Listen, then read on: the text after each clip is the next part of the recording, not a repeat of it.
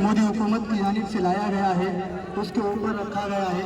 सबसे पहले तो हमें ये समझना चाहिए कि वक्फ की ज़मीन होती क्या है, वक्फ का मतलब और वक्फ के माने क्या होते हैं। आज बहुत सारे मुस्लिम नौजवानों को वक्फ का मतलब और वक्फ के माने नहीं मालूम।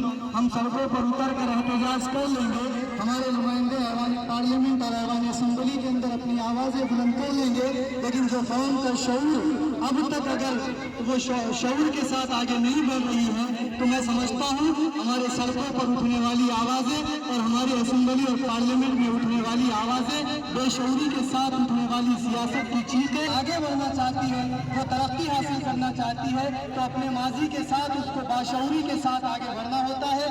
तो सबसे पहले मैं मुख्तसर अंदाज में, क्योंकि वक्त की कमी है, मैं वक्फ का मतलब और माने 1 मिनट 2 मिनट के अंदर बतला कर अपनी जगह ले लूँगा। वक्फ का मतलब होता है ठहरना। वक्फ एक उर्दू अरबी लफ्ज़ है और उसका मतलब है ठहरना, रुक जाना, एक जगह पर वहाँ पर सिमट कर रह जाना। यानी हम किसी को कहते हैं कि हमने अपनी ज़िंदगी यहाँ पर वक्फ कर दी, मतलब वहाँ पर हमने अपनी ज़िंदगी लगा दी। तो वक्फ का मतलब है कि किसी चीज़ को किसी जगह पर लगा देना। और वक्फ को जब हम इस्लामी नुक्ते नज़र से अगर देखते हैं तो वो होता है हमारी ज़मीनें, हमारी जायदादें, हमारी मस्जिदें, हमारी दरगाहें, हमारी खानकाहें, हमारी और दीगर जो इस्लामी रसूमात और इस्लामी जगहें हैं, उसको अगर हम वक्फ के अंदर डालते हैं तो उसका मतलब होता है कि ये ज़मीन, ये जायदाद, ये दरगाह, ये खानकाह हमने अल्लाह के नाम पे कर दी है। तो सबसे पहले हमको ये समझना है कि वक्फ के अंदर जो ज़मीन होती है वो अल्लाह की ज़मीन होती है। अगर मेरी किसी ने 2 इंच ज़मीन ले ली तो मैं उसके खिलाफ पुलिस स्टेशन या कोर्ट चला जाता हूँ, धरने देता हूँ और उसके खिलाफ न जाने कौन कौन से कानूनी कार्रवाइयाँ करने के लिए मैं वकीलों से मिलता हूँ और सब कुछ करता हूँ। लेकिन अल्लाह की ज़मीन, और एक सर्वे के मुताबिक पूरे हिंदुस्तान में 8 से 10 लाख एकड़ ज़मीन जो वक्फ की है, जिसको मोदी हुकूमत दीगर कवानीन के जरिए, तरमीमात के जरिए से उसको सलब करना और हड़प करना चाहती है, तो उन ज़मीनात के लिए हम सड़कों पर आए हैं। ये हम सब के जहनों में सबसे पहली बात यहाँ पर आनी चाहिए। उसके बाद मैं मुख्तसर में ये बतलाता हूँ, आगे बढ़ूँ कि वक्फ के अंदर जो तरमीमात की जा रही है वो आर्टिकल 14 कॉन्स्टिट्यूशन ऑफ इंडिया के अंदर जो आर्टिकल 14 है, उसकी आर्टिकल 14 के अंदर मजहबी आज़ादी हमको दी गई है, ये उसकी मुखालिफत करती है। आर्टिकल 25 जो हमको मजहबी तबलीग की आज़ादी देता है, ये उसकी भी मुखालिफत करती है। आर्टिकल 26 की भी मुखालिफत करती है। और कानूनी तौर तरीक़ों से अगर देखा जाए तो ये बिल गैर संवैधानिक बिल है, जो मुसलमानों के ऊपर जुल्म और बर्बरियत बरतने के जो मुख्तलिफ रास्ते मोदी हुकूमत के जरिए से हर दिन लाए जा रहे हैं, ये उसकी एक कड़ी के तौर पर वक्फ की ज़मीनात जो मुसलमानों के अंदर में आती है उसको सलब करने और हड़प करने की एक नाकाम कोशिश है।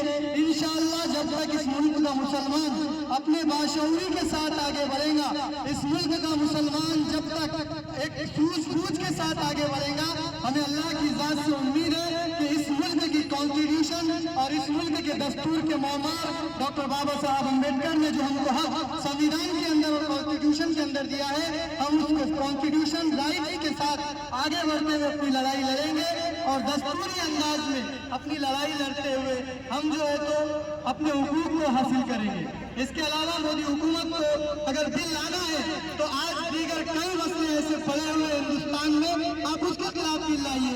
ये वक्फ के खिलाफ बिल लाने की जो बात कही जा रही है, ये सिर्फ और सिर्फ मोदी हुकूमत की हिमाकत कहलाई जाएगी। क्यों तो आज ज़रूरत है, हर 2 दिन के बाद कोई ना कोई एक साधु, एक पंडित, एक कोई ना कोई रामगिरी वगैरह के नाम से आता है और शान रिसालत में गुस्ताखी करता है। अगर बिल लाना है तो रिसालत माफ़ के खिलाफ गुस्ताखियाँ करने वालों के खिलाफ बिल लाइए। अगर बिल लाना है तो आज हिंदुस्तान का सर्वे ये कहता है कि 6 साल की बच्ची हिंदुस्तान के अंदर महफूज नहीं है। एक 7 साल का बूढ़ा 6 साल की बच्ची की इस्मत रेजी करता है। अगर आपको बिल ही लाना है तो लाइए बिल और उन बेखुसूर मुस्लिम, दलित और दीगर कम्युनिटी के लड़कियों के ऊपर जो अत्याचार जुल्म हो रहा है उसके खिलाफ